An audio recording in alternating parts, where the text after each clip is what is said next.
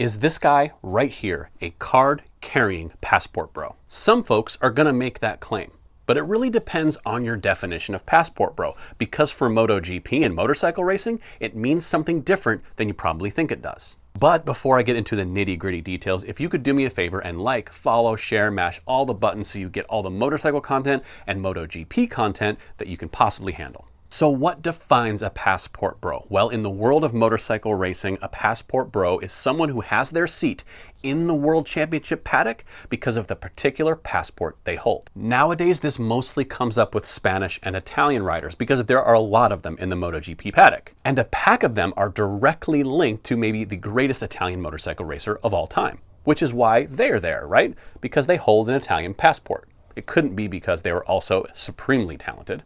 No, not says the anti-passport bro movement. They're there because they hold the correct documents. Which brings me back to Moto2's Joe Roberts. To understand his exact situation fully, you need to know a little bit of history. So Joe was with the American racing team in Moto2 for quite a while, showed a little success, a little bit of speed, never the consistency to really compete with a world title, but the team is small, underfunded, and he kind of exceeded expectations there. And he was for a short time linked to the Aprilia ride in MotoGP before Maverick Vinales kind of swooped in and took that.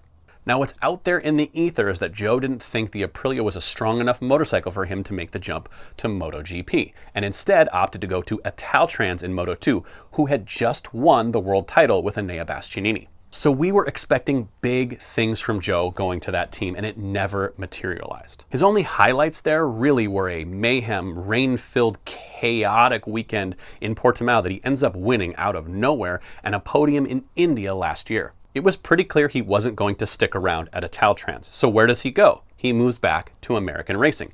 They welcome him home.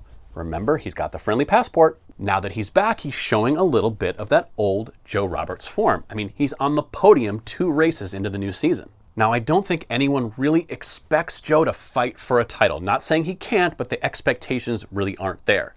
But the question is, does he need to in order to make the jump to MotoGP? Or is that passport enough to push him through? Because if you didn't already know, there is a brand new American-based racing team in MotoGP in the form of Trackhouse Racing. And you are kidding yourself if you don't think that the American racing team that is red, white, and blue, stars and stripes all over the place doesn't want an American rider on one of their motorcycles sooner rather than later. And the only one in the World Championship paddock right now is Joe Roberts.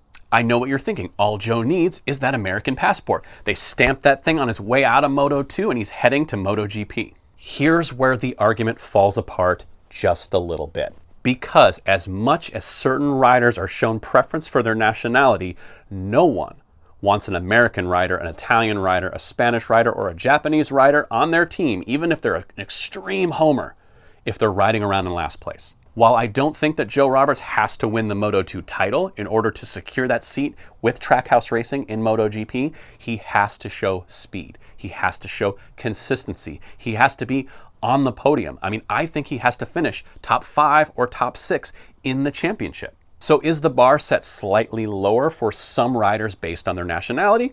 Absolutely. We can talk about how the VR46 team is going to prefer Italians in those seats, and how the Idemitsu Team Asia is looking at the Japanese riders, namely the guy right here on the hat.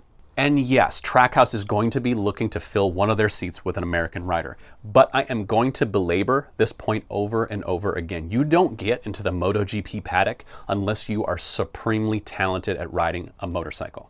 The gap between being the best rider in MotoGP and the worst rider in MotoGP looks a little more like this. And when we're talking about fractions of seconds, I mean decimal points, difference between the best rider to the second best, third best, fourth best, 20th best.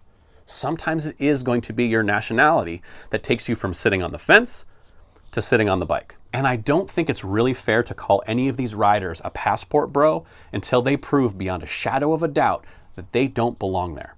And by don't belong there, I mean they are like an entire half a second, maybe even a full second off the pace. Whew, terrible.